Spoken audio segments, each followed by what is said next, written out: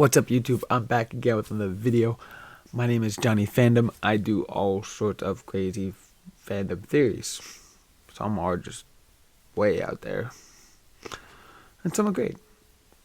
Anyway, make sure to like button and the subscribe button, and let's get into it. So, the other day on April Fool's, I was scrolling through the internet, shaking my head because I'm just like, I don't believe anything I see on the internet. And then something popped up. It was a post talking about a new Disney Plus series about Jar Jar Binks being a Sith Lord. Now, I know it's a joke because it's April Fool's, and yeah, I even said April Fool's on the bottom, if you look closely. Anyway, but that got me thinking because there's actually some truth behind that. Not the series coming. That would be really cool though if we did get that. But there is a lot of truth behind Jar Jar Binks being a Sith Lord. If you don't believe me,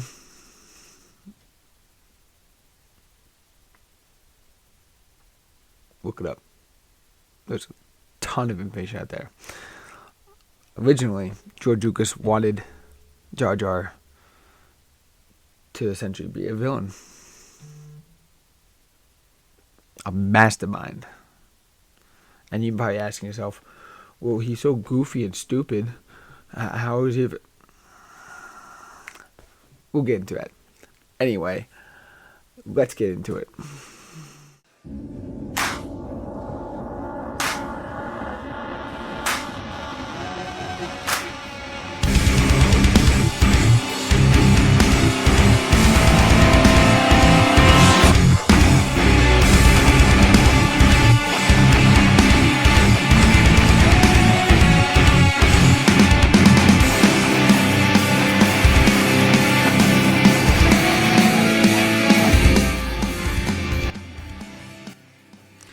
So, Jar Jar Binks, you're probably thinking to yourself, Jar Jar's the most hated character in the Star Wars fandom. By clear across the board, most fans hate him. I personally like him. I think he's just goofy and, a little silly sometimes. But the fact is that it is bad writing. The reason I say it's bad writing is because Jar Jar Binks creates these plot holes, essentially. Think about it. He clumsily fights in the battle. He clumsily basically takes down the Imperial Army because he's clumsy and stupid. He basically lucks his way out of situations. But it creates major plot threads for the movie.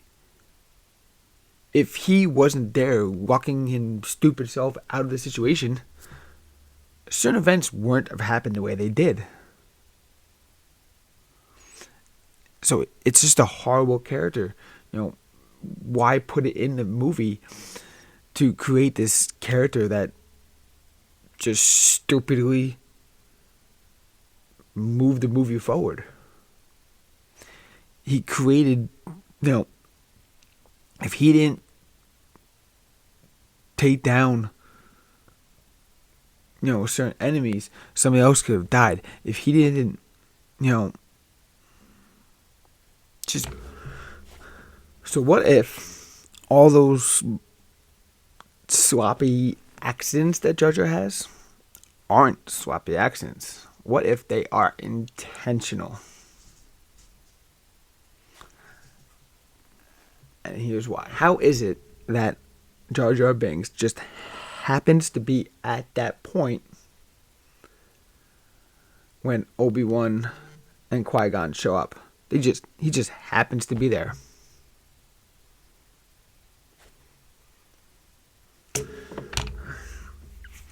So it just happens that the Trade Federation lands in the same spot. And if you look at the scene, we have all the animals, the Jedi, everything running away from the attacking army, and Jar Jar Binks just kind of pops right into the middle of it. That was planned. There was no doubt in my mind that that was planned, that he was inserted in there, because why not have the Trade Federation park right in the city or close to the city? Why park on the other side of the city?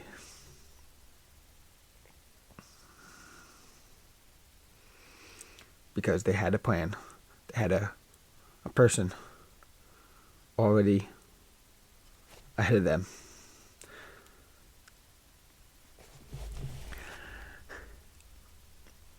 And then we get a little hint towards Jar Jar using the Force when him, Qui-Gon, and Obi-Wan go to dive in the water. Jar Jar jumps 15 feet or so in the air, doing like a double front flip, alley-oop, diving into the water from a standing position. And you might say, oh, that's just something that, his race can do. But we don't see it happen any other time. We don't see any other character of his race making crazy feats like that. But how we do see is Jedis doing very similar leaps like that. From your hands hanging off an edge of a cliff to doing a fun flip back up and grabbing your lightsaber and landing down in battle. Very skilled maneuvers that we've seen by Jedis. Jar Jar accomplishes here. He may act stupid, but he made one mistake right there. Let's go further. It's definitely a Force jump because, like I said, we don't see any other Gungans perform this feat throughout the film, which definitely would have been helpful. But we just assume that Jar Jar's being goofy and goofy. Anyway, we just assume that Jar Jar's being, his goofy, stupid self, and we just pass it along and say, whatever. So probably saying to yourself now that if Jar Jar's a Sith, where's his lightsaber? Listen, he has to play down low. We'll get to that. He has to play the stupid one in order to move the movie forward. Everything was all planned out between Palpatine and Jar Jar long ago. But we'll get to that in a minute. Let's talk about using the Force. Since we've seen him use a Force jump, we see other Jedis and Siths use, flashy Force moves, pulling stuff with their hands and, cool lightsaber battles and flipping around and doing that. But Jar Jar has other tricks. Jedis can also use persuasion with the Force. These are not the droids you're looking for. That kind of stuff. And we see that.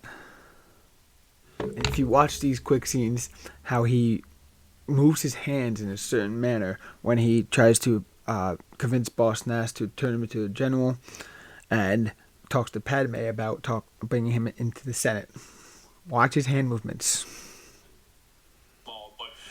And then he asks the entire Senate.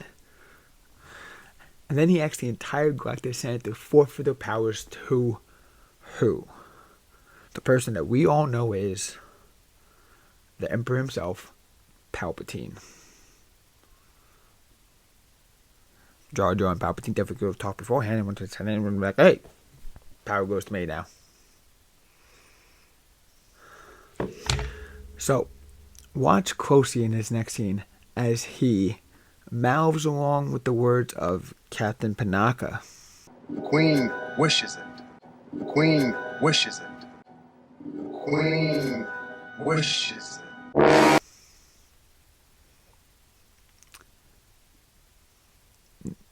And then he does it again with Padme. Watch his lips move. The same time in sync when Padme is talking. Well, I don't approve. Well, I don't approve. Well, I don't approve. And then we see a quick little scene at Qui-Gon Jinn's funeral where Jar Jar freaking smiles. Why are you smiling? That's not cool, dude. And you may think, oh, well, I mean, maybe it's, the actor, just, no. Because Jar Jar is a fully rendered 3D animated character, which means every single move on that character is intended. Listen, I went to animation school originally. I've done this kind of work. I've done 3D animation work. It is very tedious to move any part of the body.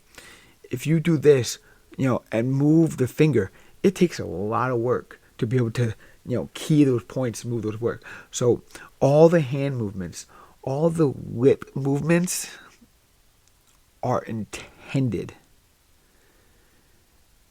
Maybe if you watch the entire movie and you see, him just sitting there when nobody's talking and, lips twitch over it, maybe it's just a glitch in the model, maybe. But when it happens that way and he's sneakily hiding behind Palpatine, hiding behind Padme, hey, using the Force. Come on. It's intended. He is intended to be the evil one. Now, if you watch this scene right here, Jar Jar is in a battle fighting the droids, and he clumsily flips the droid over and happens to shoot the droid in the battle. No, watch his hands. As his hand moves forward, makes the same motion that the arm would do on the droid. He's using the Force to make the droid shoot the enemy. Listen, if that droid was stuck to his leg and he was actually flopping around like an idiot, he probably would have shot his own teammate. But he didn't because he has control over the situation. And then this one is a little weird. We see, Qui-Gon, Obi, and Jar Jar jumping off this balcony. At one point, you see Jar Jar on this side of the balcony, then you see him on the other side of the balcony. And it might be just a continuity error. But if you look closely, his fall here on Qui-Gon's left. Then they cut and Jar Jar drops to the ground on Qui-Gon's right. Watch this battle droid's head. At an balcony. The droid behind him even does the same thing, tracking his movement and then redirecting a shot at him. And their heads are focused there in another direction, and then they turn their heads and focus at Jar Jar. Almost like they saw him, and then he quickly jumped on the other side that we didn't see. But they saw it. It's a little bit of a stretch out. So let's talk about the title of the movie itself. The first movie, episode 1, is called Phantom Menace. The word phantom means, phantom, you're sneaking. Not supposed to be known. And menace, obviously, is, a menace. Like Dennis the Menace. Anyway, the Phantom Menace title, we assume is Darth Maul because that's what the promotion and everything says, Darth Maul, blah, blah. But it's not, because then it wouldn't be a phantom. Because we know what it is. We've seen the pictures of Darth Maul before the movie even came out. And the Phantom Menace can't be Palpatine because we as Star Wars fans know that he's the evil one. Know that he's the evil one from watching 4, 5, and 6. We just know because we're fans. So who's the Phantom Menace? It has to be someone who is a phantom. Jar Jar Binks. Working scene below when no one can tell. I highly doubt that they would reveal that Darth Maul or Palpatine was the Phantom Menace when Star Wars has the greatest reveal in all of cinema history with, the famous "I'm Your Father" scene. Greatest reveal. I doubt that they would be like, "Oh yeah, Darth Maul, Phantom Menace. Come see him in the movie as the Phantom Menace. Ooh, big reveal." No, they ain't doing that. Which is why I believe Jar Jar is the Phantom Menace. So it would have been really cool if the original plan was to have Jar Jar, I think George Lucas probably intended this to be that way in Phantom Menace.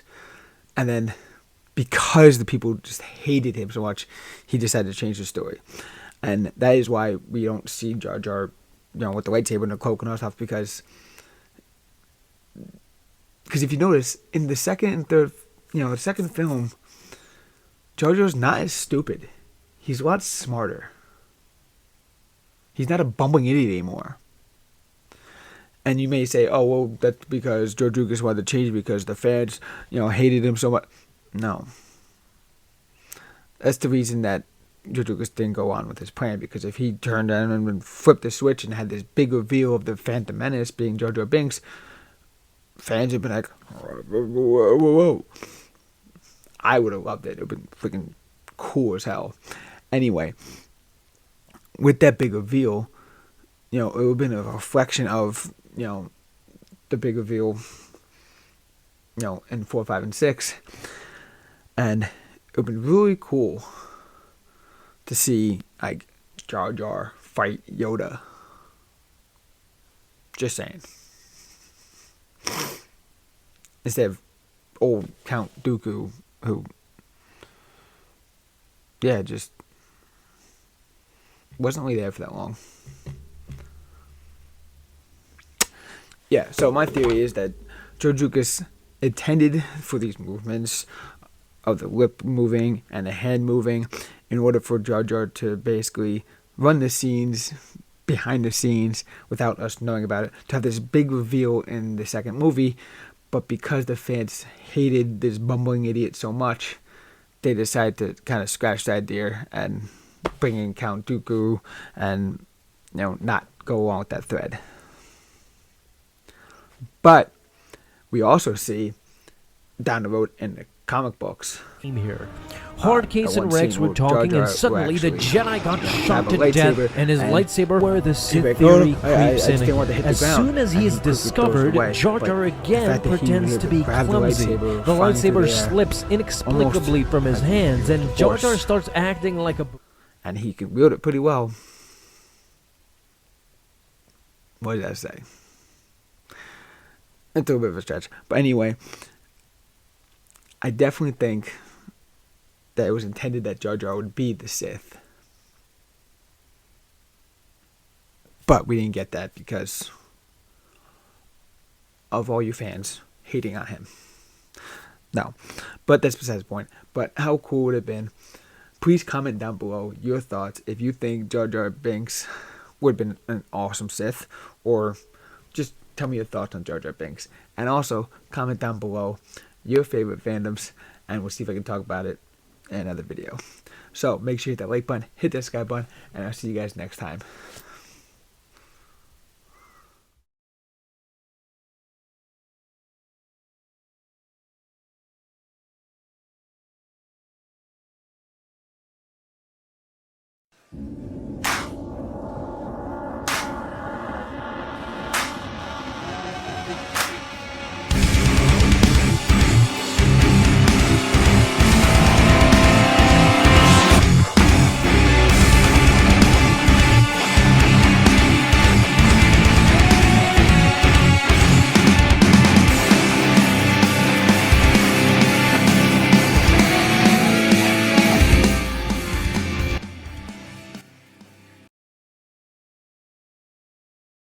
The trade water.